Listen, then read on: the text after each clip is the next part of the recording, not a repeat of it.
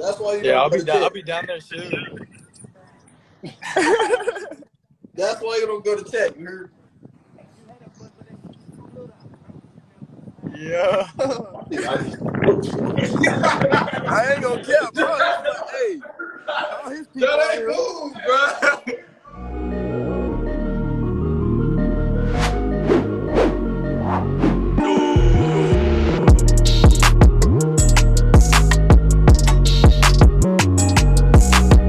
Hey guys, welcome back to Texas Platinum. It is official.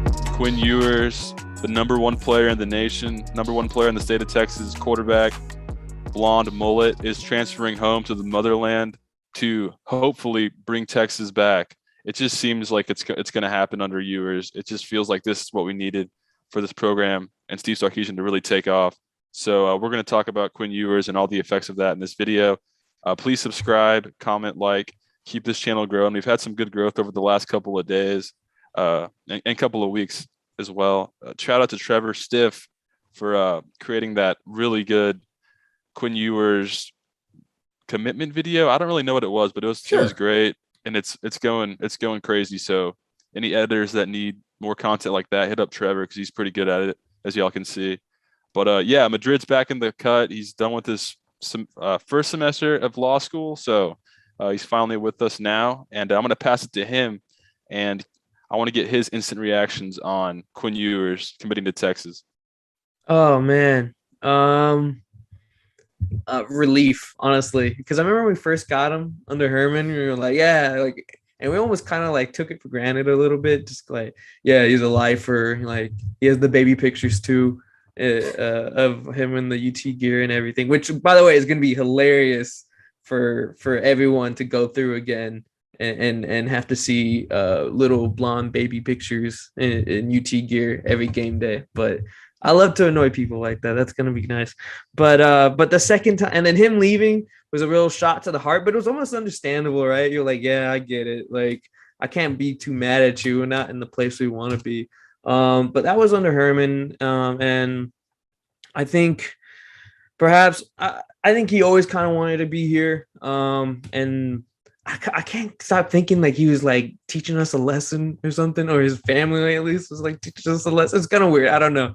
But the fact that he's back is just a total relief. I think it shows that he has trust in Sark to at least put up big numbers in the offense, which I think is, if Casey Thompson could do it, and I think a talent like Quinn Ewers could do it as well. Shout out to the Texas Tech Raiders. It was a hell of a race.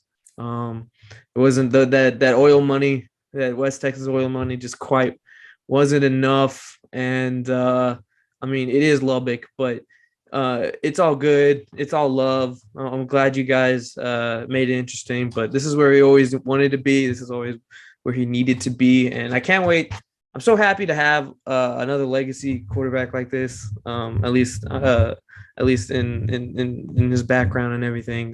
But I'm excited. It also goes to show that like don't let as Texas fans, just don't ever listen to anyone that tells you like that we're like irrelevant, like ever. We just lost 7 games or so, non-bowl eligible, and like the off season is about us still, and it's that's a rare thing. And even those haters got to admit it's a little fun.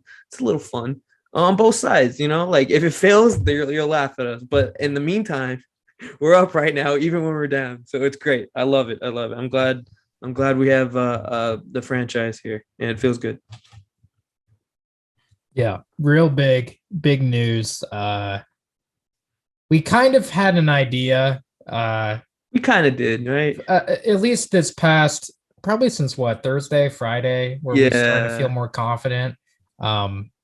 But man, that commitment video, I ironically, like, I started editing it on Saturday because I'm like, if he commits, this is going to be a smash. And not just the video itself, but just the idea of having Quinn Ewers come home back to Texas. And I was really hoping that this wasn't going to be a video that was just going to sit in the vault and never get shown to anyone. Which was a possibility. It was definitely a gamble. But yeah, super excited that he's here.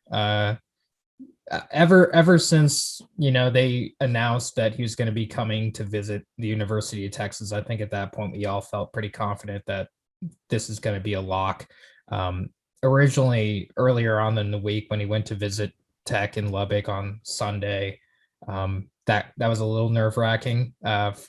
In my opinion, it was. I know for some people they're like, "Oh, it's Texas Tech," it's like visiting there is not going to really show you anything, but I mean, he was, really talking a lot with the coaches and everything and seemed to kind of be in alignment with them to an extent. But I don't know. I continue to get mixed things. And I guess with time, we'll continue to tell like whether or not like how close that race actually was.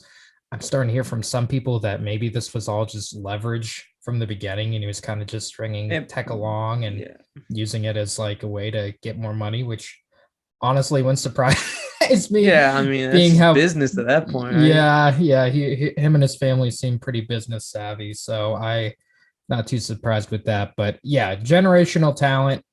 Myers and I talked at length in our previous video from less than a week ago, just kind of about what he would bring to Texas in terms of beyond his skills even, but just marketability, the recruits that will follow, him being kind of a Pied Piper of this class and classes to come, really.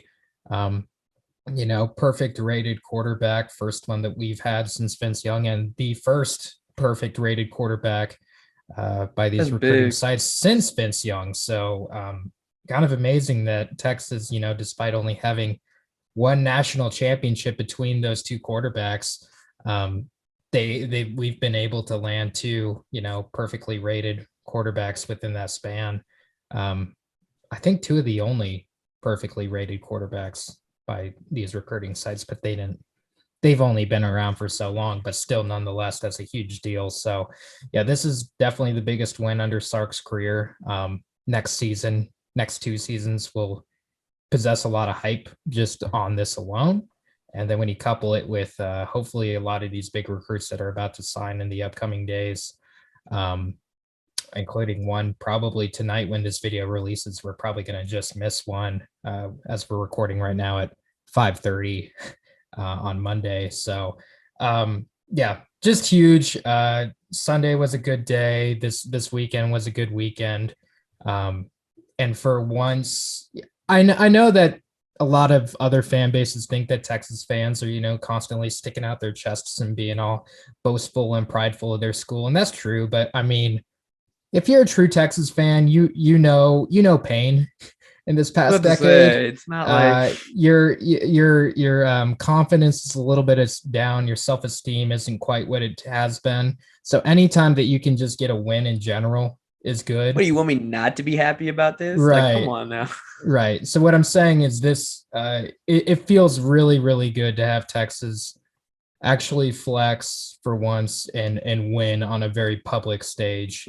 Because if we lost Quinn to Tech, that would have, I know the world wouldn't have ended and our team probably would have been fine with Blake Murphy and Casey and maybe other transfer quarterbacks that could have come in outside of Quinn, but potentially Arch on the way. But nonetheless, having this win on such a public level is something that this program desperately needed, and hopefully there'll be dividends as a result of it.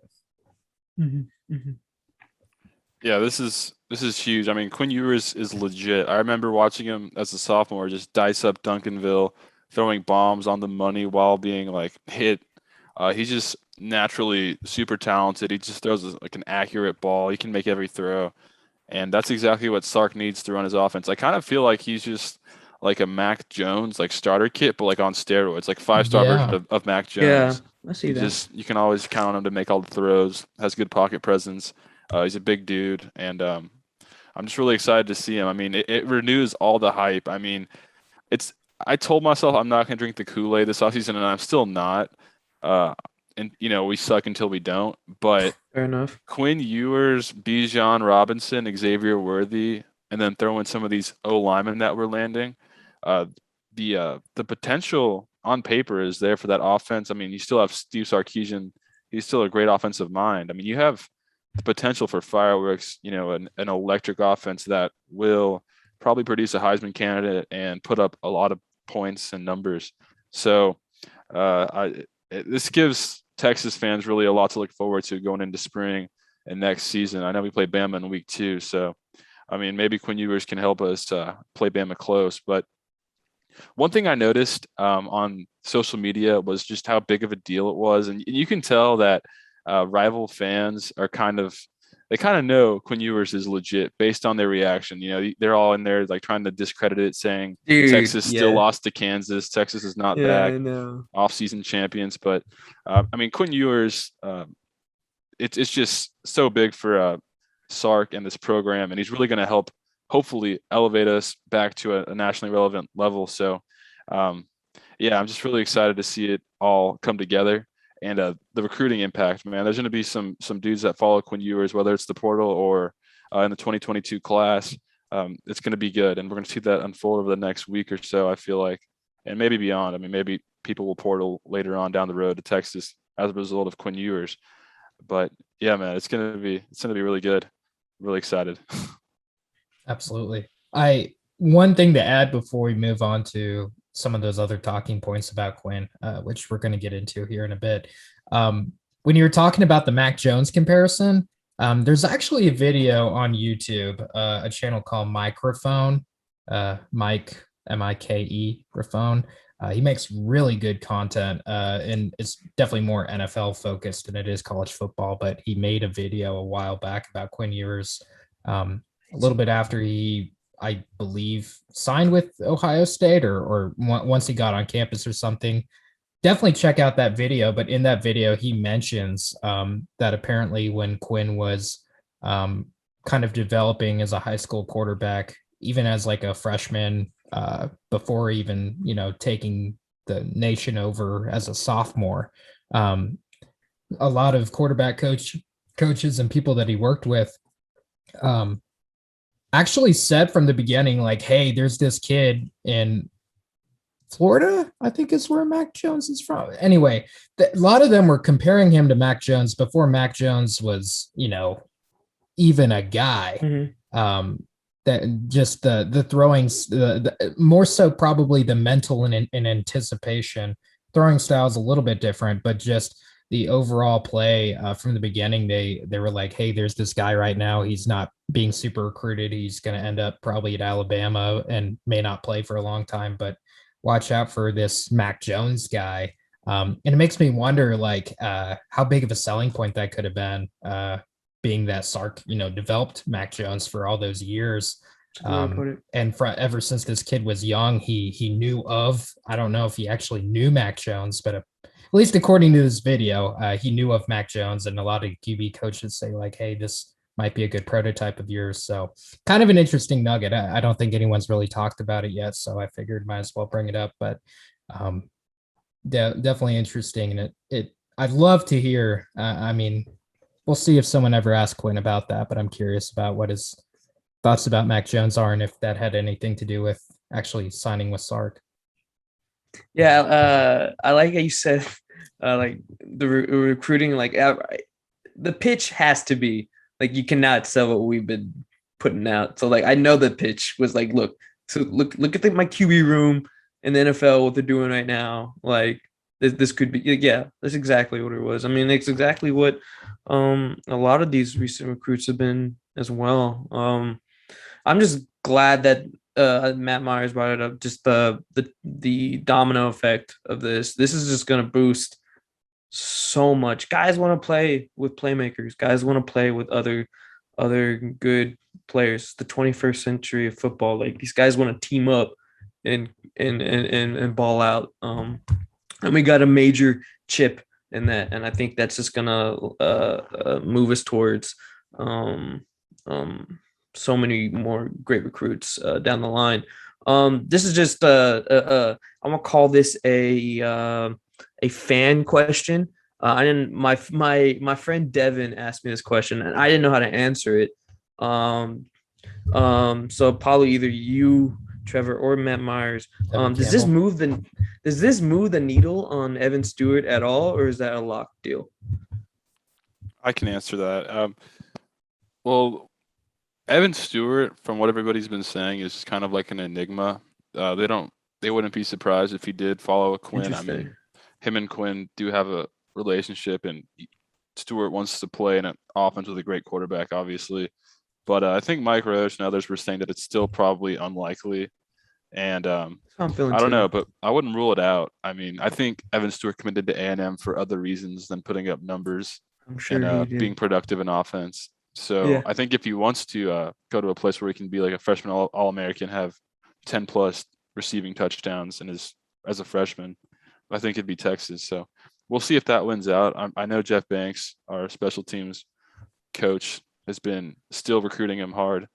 And I mean, Evan Stewart's been kind of putting out Texas like smoke on Twitter, but I think he's doing that on purpose just to stir the pot. Yeah. But if I had to bet my money on it, I would bet he signs with A&M, but I don't think he'll last at A&M. I think he'll be a guy that's a portal type of guy. That just never made sense. Him putting It just never made sense. Absolutely not. What is Jimbo going to do for you as a wideout? Okay, Right. just interested. Wanted to know. I'll tell Devin that. Okay. I also want to add one more thing before we start going down the line. I've seen on Twitter, I mean, mainly from Aggies and Sooners and some Ohio State fans, that Quinn Ewers isn't all that. He wasn't starting at Ohio State. He got beat up by a redshirt freshman. He's Tate Martell. Yeah, Tate Martell. That's the funny one. That's hilarious. People fail to recognize that Quinn Ewers should be getting ready for the state championship like this week. He should still be at South Lake Carroll. He should still have another semester of high school. I mean, he joined Ohio State. Like, he's transferred to Ohio State like a week into their fall camp. He never went through spring, never went through summer Wasn't gonna workouts. win the job. Exactly. He's gonna just beat out CJ Not Stroud. even like close. that. No. That's not how it works. Right. That's how So football works. So him coming to Texas in January will give him the time to learn the offense, and he's going to take off here at Texas. That's for sure. I mean, he's rated as like the greatest recruit of all time for a reason. So Yeah, exactly. There's not many busts in that category. yeah. So I just wanted to put that out there because that was annoying me on Twitter. Yeah, I know. There's a straw man argument. Like, they wouldn't be saying that if he was on their team. You know what I mean? So it's just like a rain on your parade type deal. But yeah, you're right. Right. Let's go down the list then. We kind of have a bit of a flow chart per se of Quinn Ewers analysis. Myers, how about you lead it off? All right. So when we're talking about the domino effect of what Quinn Ewers at Texas means, I mean, I think Inside Texas already reported that Armani Winfield, the former Texas receiver commit 4-star, is probably going to end up back in the class, tagging along with Quinn Ewers, because he's another guy that knows Ewers and wants to play with Ewers. So that could be another receiver we add to the class as a result of Quinn Ewers, which is fantastic. I mean, Winfield's a guy that some people may not think is that elite, but I mean, he's a 4-star, and I mean, we're in a position where we can't really complain about receiver takes. Yeah, we need more bodies in the receiver room. I mean, it's been a liability for us the last couple of years, and we only have one commit right now, Brennan Thompson. So Armani Winfield coming back into the fold would be big for us, but I'd like to see us grab two more receivers, and I'm sure Quinn Ewers could pull that off for us. Maybe it's Evan Stewart, like we said, or maybe it's Caleb Burton, another guy that's a highly ranked guy out of Austin. He goes to Lake Travis, but he's committed to Ohio State, and him and Quinn Ewers are great friends. So that's another guy that you would think that Quinn would be recruiting pretty hard. But yeah, I mean, Kelvin Banks obviously committed over the weekend to Texas, which is fantastic. I think that kind of started the domino effect, and then Quinn Ewers was the second domino, and then there should be another one today that we're monitoring right now. I mean, we're refreshing Twitter and all that because there's rumors that we're going to get another big time commit today. So I mean, signing day is on Wednesday, so this is all going to come to fruition pretty quickly. But yeah, recruiting, the early returns are it's going to be definitely positive as a result of Quinn Ewers. And there's guys like Jacoby Matthews, Denver Harris, that Inside Texas and others are pretty confident. I wouldn't say pretty confident, but they believe that Texas will win out now. And I don't know if that's a result of Ewers or not, but it's basically just the momentum around the momentum in general. Yeah, exactly. It affects much more than just receivers and offensive players. It just kind of it's just all about the image of Texas, and it's looking a lot better with Quinn Ewers at the helm. That's a guy that you can, like you said, it's a franchise guy. So recruiting definitely is looking like we could finish in the top 5, which considering our season, 5-7 losing to Kansas, I mean, I'll take that every day, especially with the O lineman we're bringing in. I mean, Cam Williams, I forgot to mention too. He's just a beastly giant human being. He also committed this weekend, formerly committed to Oregon from Duncanville. So those are the type of guys that Kyle Flood and Sark love to have. That's the guys that we've been missing in the trenches. So it's really exciting to you picture these O linemen are bringing in with Quinn Ewers, and then we already have Bijan and Worthy. It's gonna be a good offense. I mean, I feel like that's a pretty certain thing you can say. Yeah, just to tag along a little bit on that, I'm mostly excited about the trenches as well. We have a good O line that just makes everything easier, makes everything easier for Bijan, and Quinn can make a better pass too. It's almost a luxury but a necessity at the same time, especially in college, and what we're gonna need eventually when we go to the SEC. So yeah, big boost to recruiting as well. Trevor. Agreed. Let's move along to quarterback room. What do you guys think that this Quinn Ewers commitment is going to ultimately do with our quarterback room? If I had to guess, well, I knew I had an idea even from the beginning that either Casey or Hudson, even if we didn't get Quinn, I think one of the two we're gonna transfer. I think that's a guarantee now at this point. My guess would be that Hudson would transfer out. Casey will stay and try to compete with Quinn. And then Malik Murphy, I feel very confident that Malik Murphy is at least going to give it 1 year before maybe thinking otherwise. And hey, he's a really good player, and he's really improved dramatically over the past. He just won a state title, so good for him. So he's gonna push along the QB room as well. And I don't see a world where he beats out Quinn Ewers, but I mean, crazier things have happened, and competition's good, especially if it's two locked in guys. So that's kind of my thoughts in terms of the QB room. What do you guys think? Matt, you can go first on this one. I don't think that Malik Murphy will decommit as a result. I think he's 10 toes down, and it's just so late. Like, I don't think there's been any school that's been recruiting him down the wire. Maybe UCLA, but there's been chatter there about Chip Kelly leaving. I know he's not going to Oregon now. It's official that they hired Dan Lanning, but still, it just doesn't look good for the program. And Malik Murphy's been instrumental in this class, and he's kind of the figurehead before Ewers arrived. So I think Malik will at least stay and see out his freshman year and go from there, because like we said in the last video, they're on different timelines. I mean, Quinn will be done with Texas in probably 2 years, assuming he's good and goes to the league. He only has 2 more years left. He has to play in college before he can be eligible for the draft. And then as far as Casey and Hudson, you would think that one of them would absolutely enter the portal, if not both of them, especially Casey Thompson. I mean, with him and his dad, you know how they feel about, the QB competition and everything. They feel like Casey's the guy. He should be the guy. And they've waited. And if you just bring in a transfer like Quinn Ewers and just anoint him to the starter, which you probably not really anoint him, but I mean, Quinn Ewers throwing passes next to Casey Thompson, it's going to definitely it's going to stand out like a sore thumb. Like, which one is better? Yeah. Exactly. So I feel like Casey Thompson's a prime portal candidate. And if he does, I mean, I wish him well. He did a good for us this year. Man. I feel like he could start at some Power 5 schools, maybe in Oklahoma State. He returns home with Spencer Sanders gone. But yeah, the thing that I do like about our situation is we do have Charles Wright here, who's a 3-star scholarship guy that's, I would imagine, more serviceable than a walk-on, that is a Texas lifer. He grew up a Longhorn from Austin. He's a guy that decommitted from Iowa State, and he's kind of, I think he wouldn't transfer out of Texas. He's just kind of okay being a backup, being a depth guy. So that's really valuable to have. And so, doomsday scenario, and Casey and Hudson both enter the portal.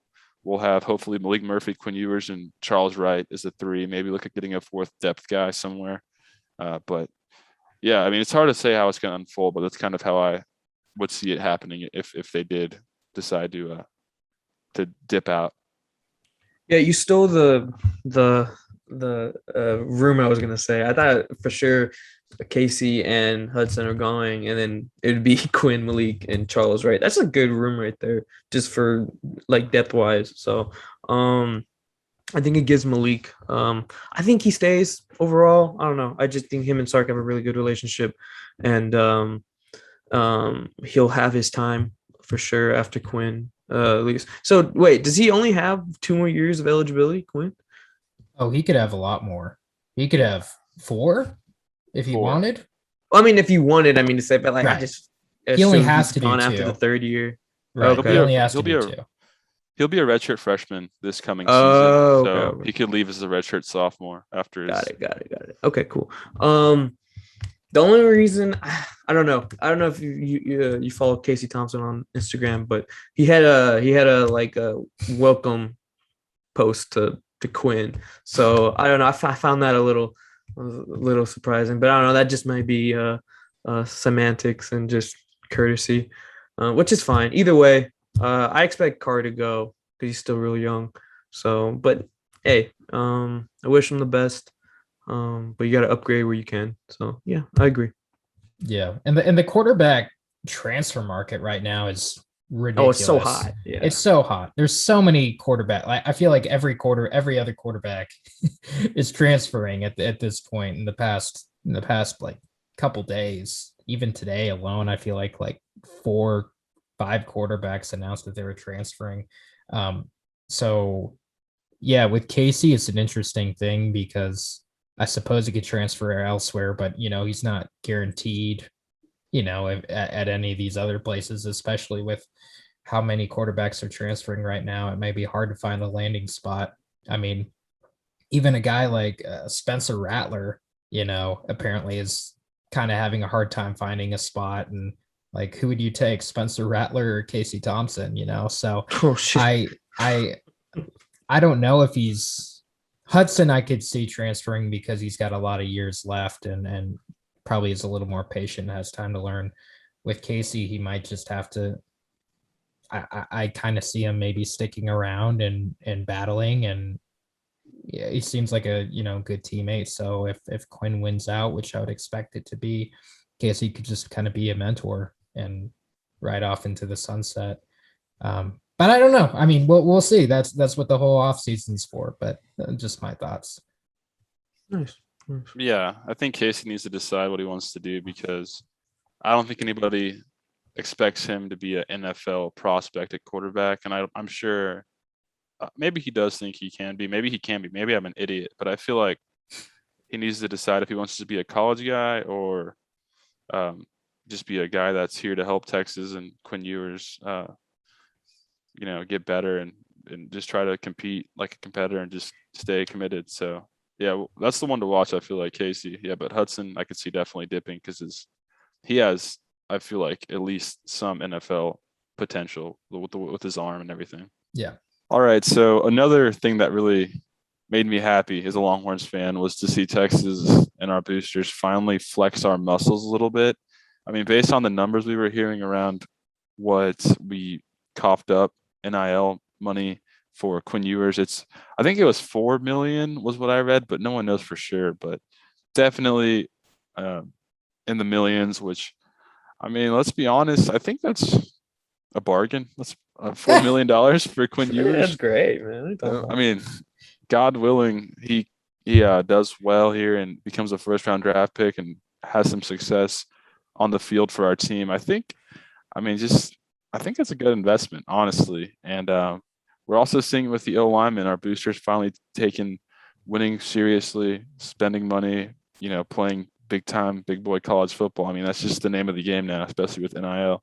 So I'm happy to see us definitely outbid Texas Tech in their double eagle booster bros that were trying to, buy Quinn Ewers with that oil money. So it was good to see us win that one.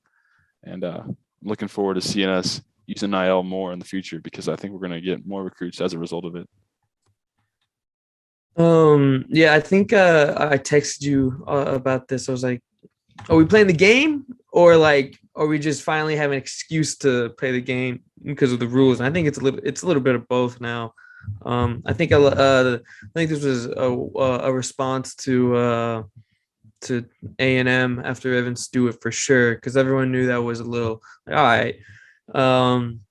So that was a response to this for sure. I got a few questions. So I think a few of us, including myself, are a little confused.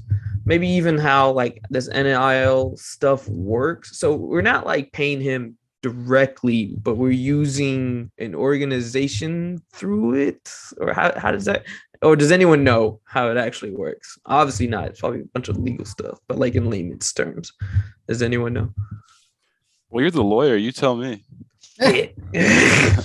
No, See, that's what I'm saying. I gotta read the white paper. I haven't read it yet.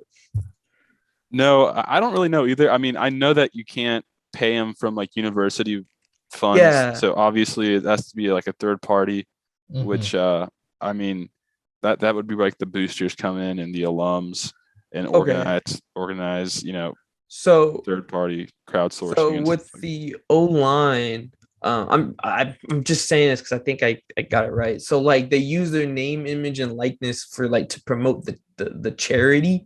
Yes. Okay, that is so interesting. Yeah. Okay. Wow. Okay. And I love how it's like, hey, it's for charity. Hey, it's for charity. Okay. Right. But hey, this is the new college football. I'm glad that we're ahead on this. I'm sure we'll see a bunch of copycats of this all over the place.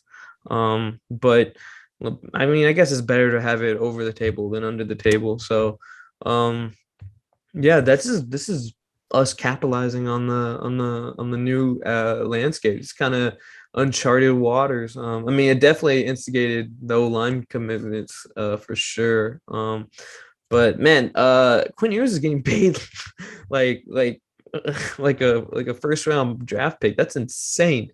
He's gonna be making more money than assistants. You know, it might actually make salaries for coaches go up too, to be honest with you, just because they're gonna be like, hey, this kid's making like half my salary, so I think I'm worth more than a kid, maybe. But who knows? I mean, it's Quinn Ewers.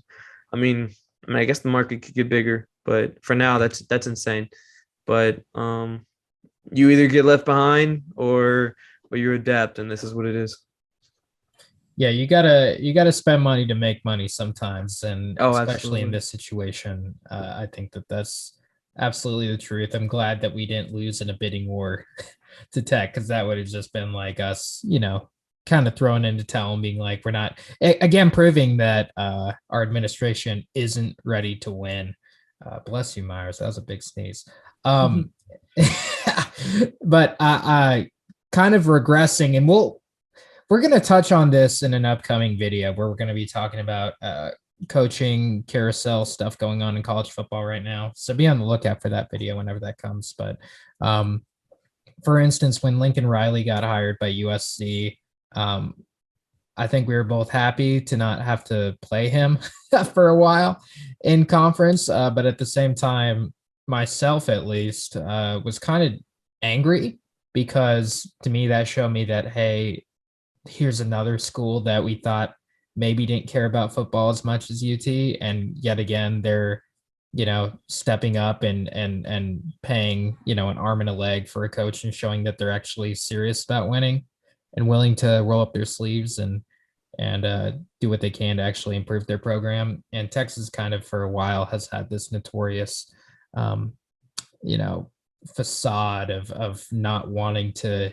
do everything in their power to win, and catering a little bit too much to the boosters and maintaining a squeaky clean image, kind of like we're sacrificing actual victory and success on the field in exchange for meeting all this other criteria that ultimately doesn't matter as much as winning, at least in the eyes of this fan and probably most fans.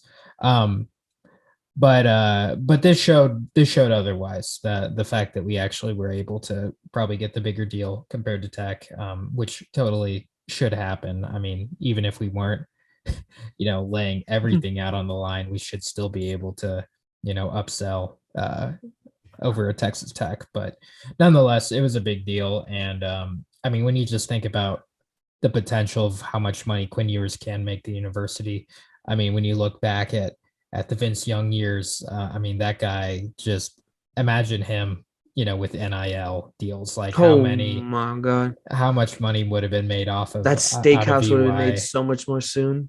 Oh yeah, and not even the steakhouse, but I mean, just like the merchandise, the jerseys, the everything, was off the chain. I mean, I still see Vince Young jerseys.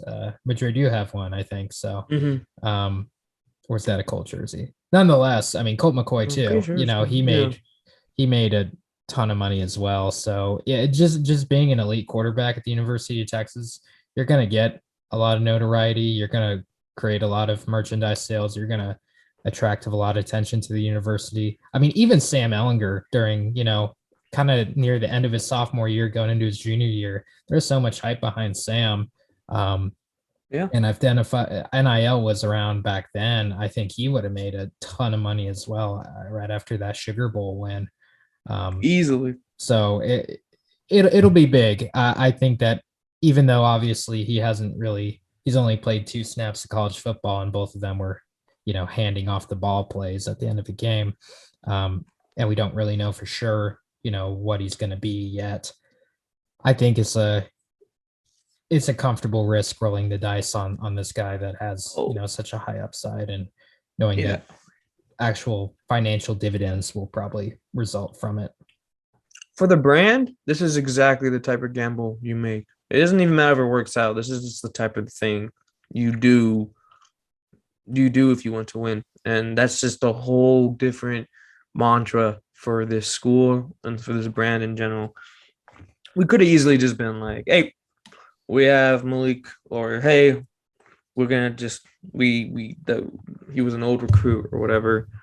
But no, we went back in there and said, no, we want this guy because we think we can win now with him. And I think that's huge for the way we're perceived and the way we operate going forward. Look, I planned on being a booster one day when I grow up, hopefully one day.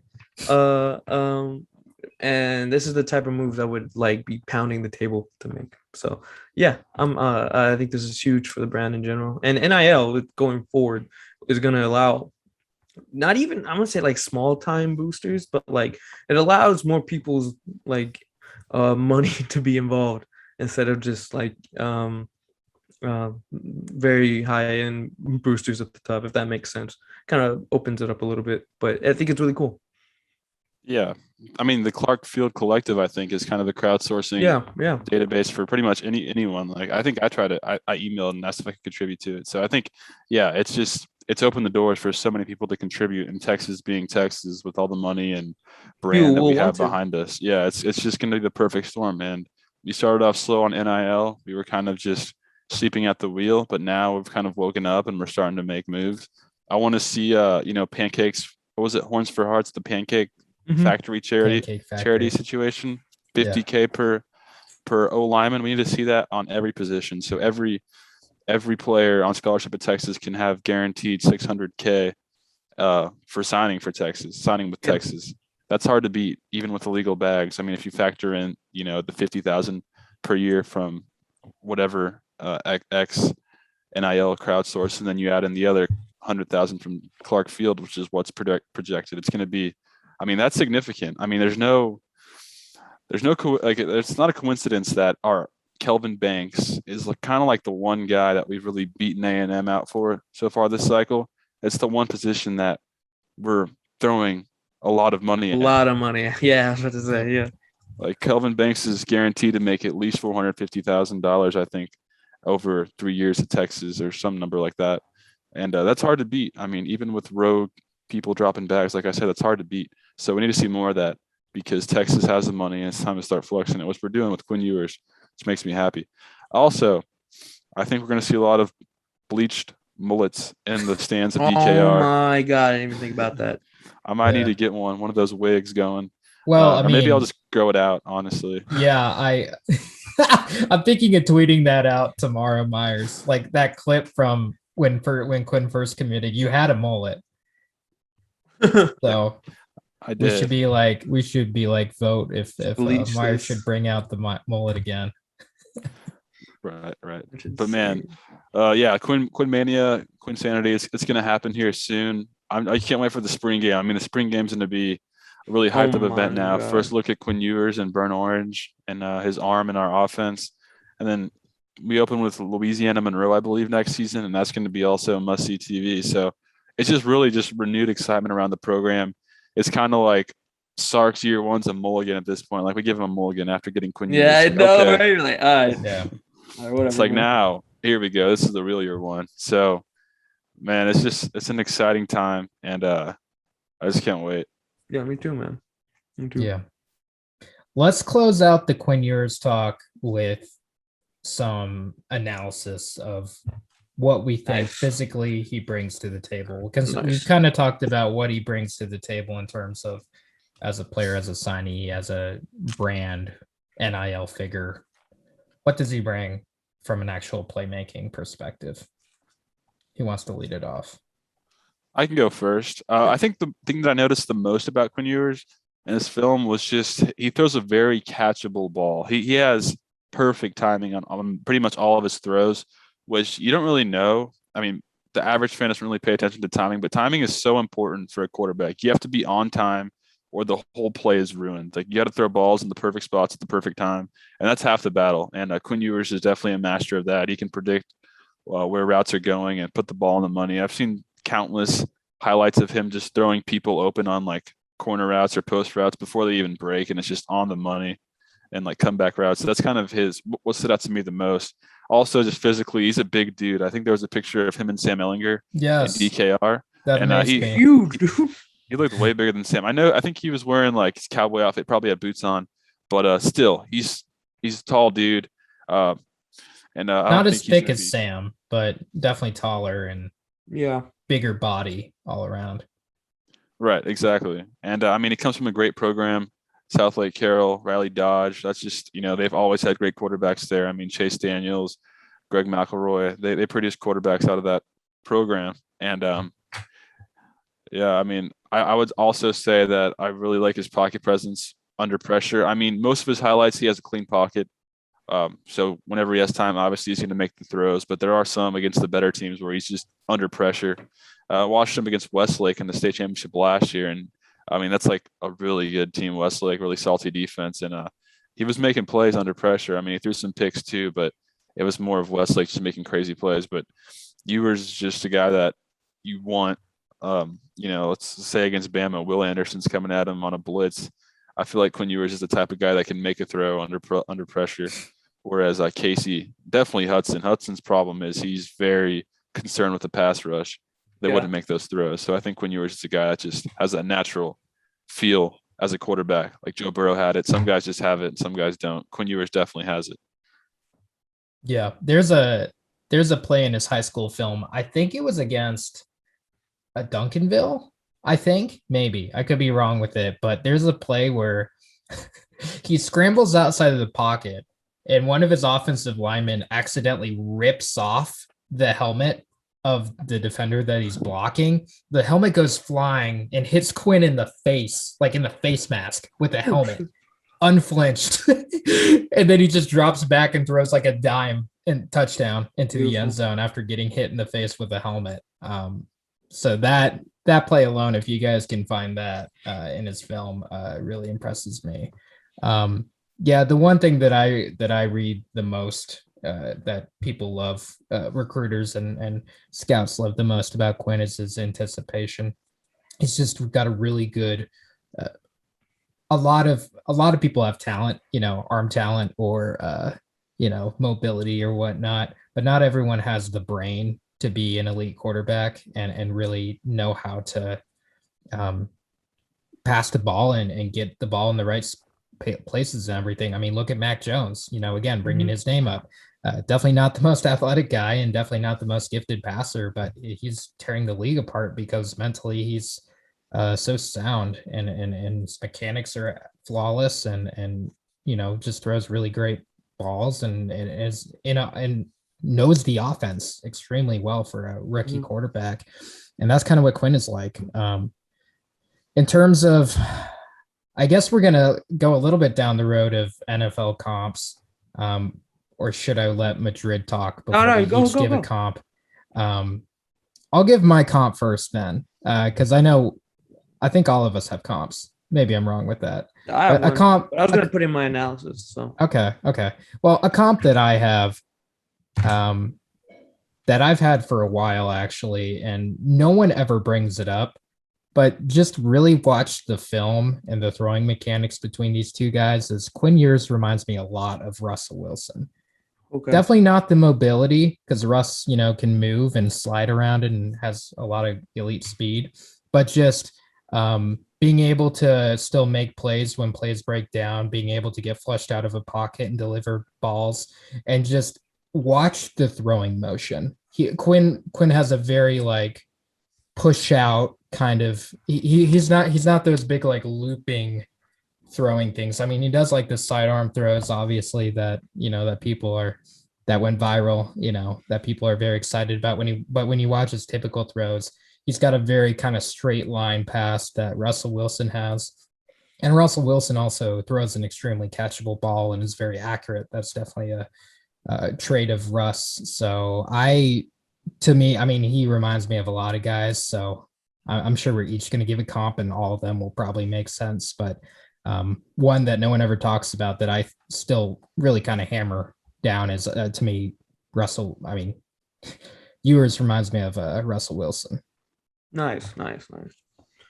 Okay, so all last night I watched his highlights, and then all this morning I watched them again, trying to think of like things I like the most personally and what I like in quarterbacks and what I've noticed a lot of good quarterbacks, at least in the NFL, do.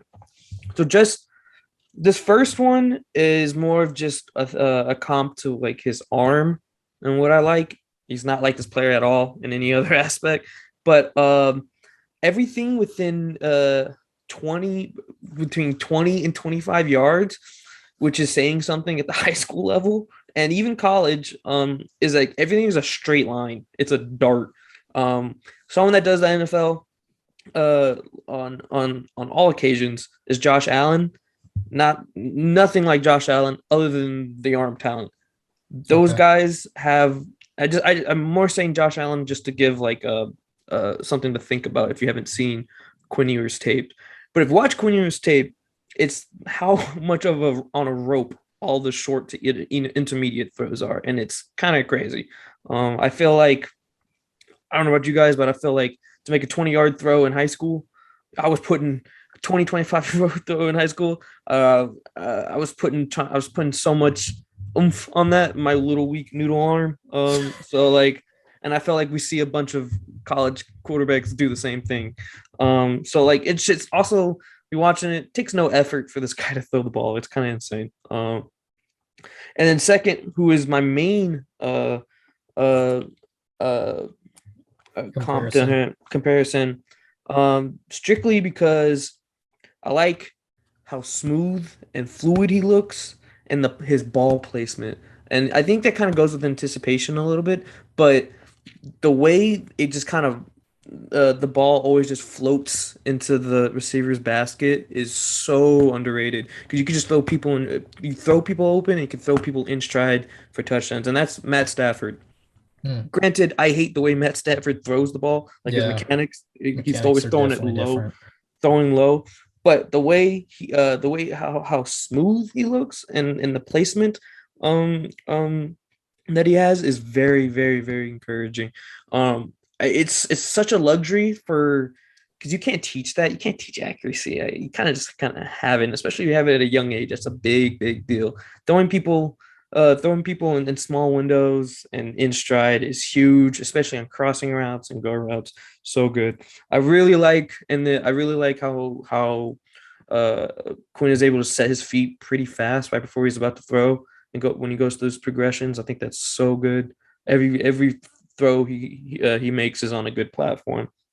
And then lastly, he's just mobile enough. Like, I don't need this guy to rush for 1,000 yards or anything like that. This guy can do it all with his arm, but he can move around in the pocket, and he's athletic enough to pick up a few yards. I think that's really, really good. So yeah, but the main thing is that ball placement. Oh my God, the way he would like, even in a broken play, the way he would like be rolling out and be able to throw it off one leg to and its perfect in stride on a deep crossing route in the end zone was so good. So yeah, those guys definitely Matt Stafford just because of his how smooth he is in the placement. But yeah, I love those things about him.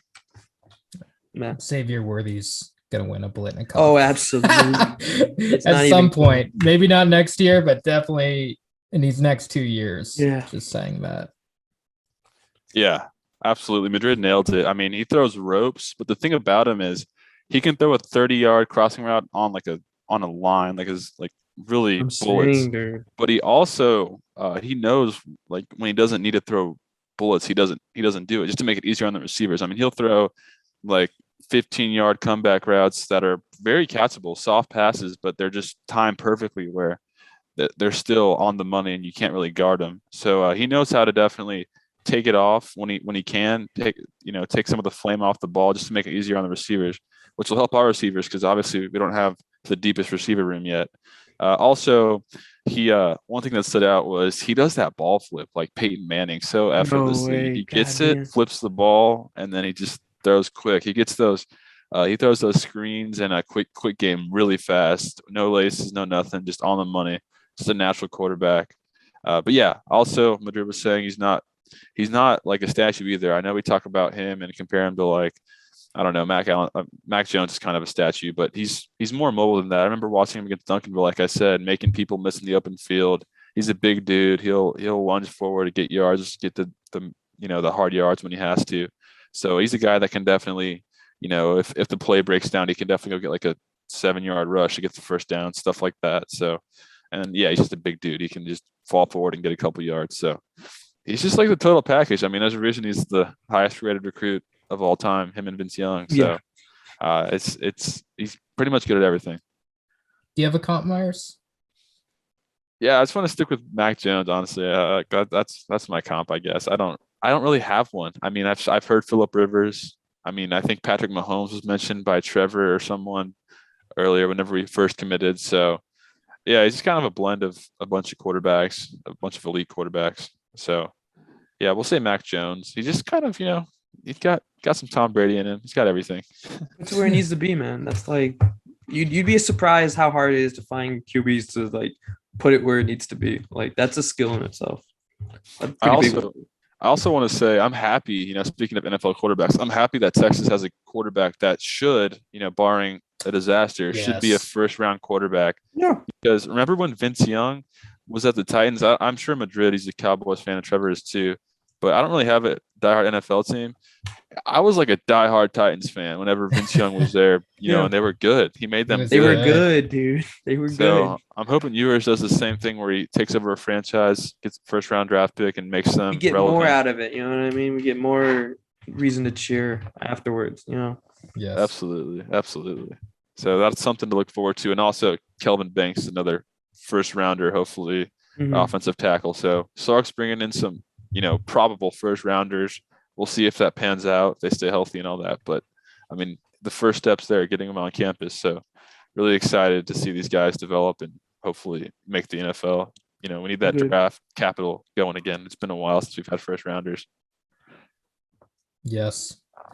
Let's round out this show then with the rest of the recruits that we've been able to sign in the past few days, and then hopefully within the next couple before signing day comes to a close. Myers, do you want to take that lead? Yeah, so we kind of touched on it earlier, but Kelvin Banks was the big one that happened on, was it Saturday or Sunday? I don't know. Friday maybe. But either way, it was the first one, and he committed to Texas, and that was huge because that was a guy that A&M had penciled into their class. They were very confident. Shout out Inside Texas. They were the ones that always said he's going to go to Texas, and that's kind of how it played out. So, man, we have our franchise left tackle now, our Tyron Smith. So, very excited to see, the type of guys that Kyle Flood wants in this program. Because let's be honest, he clearly wasn't thrilled with the room he inherited, and now we have some guys like that. I mean, and then after Kelvin Banks committed, I think the following day, Cameron Williams, the other former Oregon commit, also committed to Texas, and he's just a big dude. A lot of people say as NFL upside. I mean, he's got like the highest ceiling probably of them all. I remember Donald Hawkins, I think, the former Texas O lineman, was tweeting that Cam Williams definitely has the highest ceiling of all the guys he's worked with. He's just a giant dude that if he puts it together with Kyle Flood, it's going to be special. So those are two guys you can build around, but then not even to mention Devin Campbell, who we expect to commit to Texas anytime now. And then Malik Agbo is another 4-star big guy from the West Coast that we're kind of confident on as well. So really the story of this weekend was the O-line getting, the patches that we need desperately. Not really patches, just like the wholesale fixes that we need, the type of guys that we need to turn it around. And then also Quinn Ewers. So that's kind of what's happened so far. Kobe McKenzie did decommit after flipping from OU to Texas. And then I think he had a dad that was super, demanding and kind of in control of that situation and kind of wanted him at OU really bad. So I think I know he's committed back to OU. So that one kind of not really hurts because I didn't really like his film that much, but it hurts in the sense that we were going to try to take that UNLV linebacker transfer, Jacoby Windman, and he was a guy that we could have probably taken, but then Kobe McKenzie committed to Texas, kind of took up that spot. And then Windman commits to Michigan State, Kobe flips, and we're just kind of back to phase one with nobody. So that one hurt, but I'm sure that this staff will have some things up their sleeve. I mean, TJ Dudley's the guy that they're talking about that we could try to get at National Signing Day too, former Oregon commit linebacker. So I'm sure our staff will bounce back. They know that we need linebackers in the worst way, so I'm sure they'll address it, whether it's the portal or not, or recruiting. I'm sure that the staff will be on it and definitely improve that room going into the spring. Yeah. Do you think that we'd be able to land some of these like really highly rated defensive players like a Harold Perkins, like a Denver Harris, players of that magnitude that aren't necessarily Texas, they're definitely not Texas locks, but like ones that we've talked to and shown up at their houses, Yeah, Denver Harris is a guy that, I mean, he was kind of penciled in as an Aggie. I think, the Aggie bagman got to him because that was always weird. He's always not been very fond of A&M. North Shore high school players have always not really liked A&M. Mm-hmm. But sure enough, A&M surged over the last couple of weeks, just randomly out of nowhere. It used to be like it was down to Texas and Bama and LSU, but then A&M just emerged out of nowhere. However, it seems like they're starting to kind of hedge on the A&M side was very confident with Denver. Now they're kind of starting to say, well, Texas is making it difficult down the wire. I still think he's going to A&M is what they're saying, but Texas is trying to get him. And then inside Texas and others are kind of confident. I think TFB also is confident that will land Denver Harris, which would be huge. I mean, we need DBs in the worst way.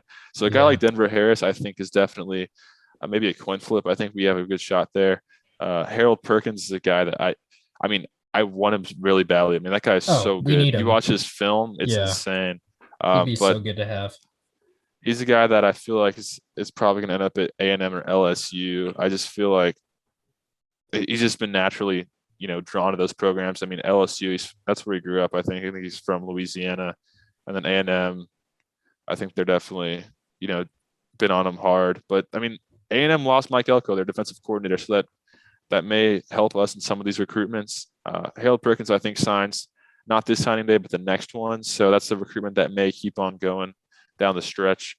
But he likes our staff a lot. We have that star position for him that he really likes, really appeals to him, where he can kind of be a hybrid safety linebacker. So I wouldn't rule out Harold Perkins either, but if I was betting, I would definitely say A&M or LSU. Cam Dewberry, I don't think we've mentioned his name yet, but probably worth mentioning. Thoughts on him, Myers? He's an Aggie, 100% Aggie. Always been an Aggie. A&M definitely did a good job there with their. I think that guy was bagged by A&M. He hasn't formally committed yet, right? No, he is not. But I'm sure he will any day now. But that's totally fine. I mean, we got Kelvin Banks, hopefully Devin Campbell, Malik Agbo. We had an O-line is in fantastic shape. So Cam Dewberry is not a big loss for us. Well, we would love to have him. I mean. Yeah, we're more than fine on the O-line in this class. Good. Madrid, you got anything on No, recruiting? actually, I was gonna ask about Denver Harris, but you did, but that's all I had. Let me add this. Terrence Brooks is a guy that Inside Texas and others are saying we might be able to flip from Ohio State based on how the next couple of days go. I mean, Terrence Brooks is like a really highly rated cornerback, for all I don't know, like really high, almost a 5-star out of Little Elm. And he's committed to Ohio State, but they fired their defensive coordinator, Kerry Coombs, but I think he's still on staff. They're bringing in the Oklahoma State defensive coordinator to take over that job. So it's kind of a lot of, volatility around that program, and Texas staff is still trying to get them. They've been on them this whole recruitment. They're trying to, flip them with the last hour, and apparently there's a good shot there too. So if we miss on Denver, maybe we'll land Terrence Brooks, but then there's other guys like Larry Turner Gooden and Xavier Bryce that Texas kind of has as contingency plans if we miss on them all. So, I mean, it's so fluid. I feel like talking about it right now is kind of dumb because it's so much going to unfold and happen over the next couple of days, and things will change. But that's kind of where we're at as of Monday at 6:30, 2 days before signing day. Better check Twitter one last time before we wrap this up.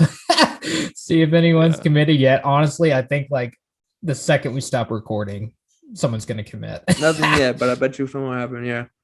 Yeah. Cam Dewberry just got crystal balled for A&M. There's a vicious rumor that Devin Campbell's going to commit tonight, but we'll see. I don't know. Vicious rumor. Yeah. But nice. Yeah, man, it's recruiting season. It's exciting. It's early signing days definitely changed it up, and we've been really gifted with some of these coaching changes. Mario Cristobal, Mike Elko, Lincoln Riley has really opened the door for us and a lot of these prospects. So our staff's making the most of it. Mm-hmm. Well, cool. Any I guess final thoughts as we wrap up this video? It definitely was a long one. So anything else before we close this bad boy out? I'm just glad we have something to be happy about. That's what it comes down to, right? That's really what it comes down to. Yeah, like I said at the beginning of the video, this is a good day, good weekend to be a Texas Longhorn, and yes, sir. Like I said, I mean, a lot of other fan bases think that we love to pound our chest and we're always boasting about everything, but in reality, I mean, especially for our generation, of fans, exactly. Guys, we're holding on to anything, man. Yeah, man. Any good news is great news. So securing the number one quarterback in 2 different classes is definitely headline stuff, and hopefully, game changing, program changing stuff will result from that. Right. It felt better than any of the wins this season was getting Quinn Ewers last night. I was in like celebration mode more so than any of the victories we had this season. So that's how you know how big of a recruitment and how big of a move that is for Texas. So hopefully it's just up from here. So yeah, great day. It's a great day to be a Texas fan. Thank God Quinn Ewers is back in the state of Texas. Yes. Needed to happen. All right, guys. I guess that'll wrap it up for tonight. Thank you guys for watching, especially if you're continuing to watch right now. You're awesome for sticking with it the entire time. Like we said, we got new videos probably this week actually coming up. We're gonna eventually be getting to a coaching video where we kind of address a lot of the coaching changes in college football, and I'm sure once early signing day has come and passed, we'll have kind of an analysis of the class at that point. So that'll probably be this week too, if I had to guess. So be on the lookout for those and be sure to subscribe. Anything else, guys, or we good? Good. Have a good holiday. For real. Thanks for watching. Awesome. Y'all take care. Horns up. Enjoy this, and look forward to signing day.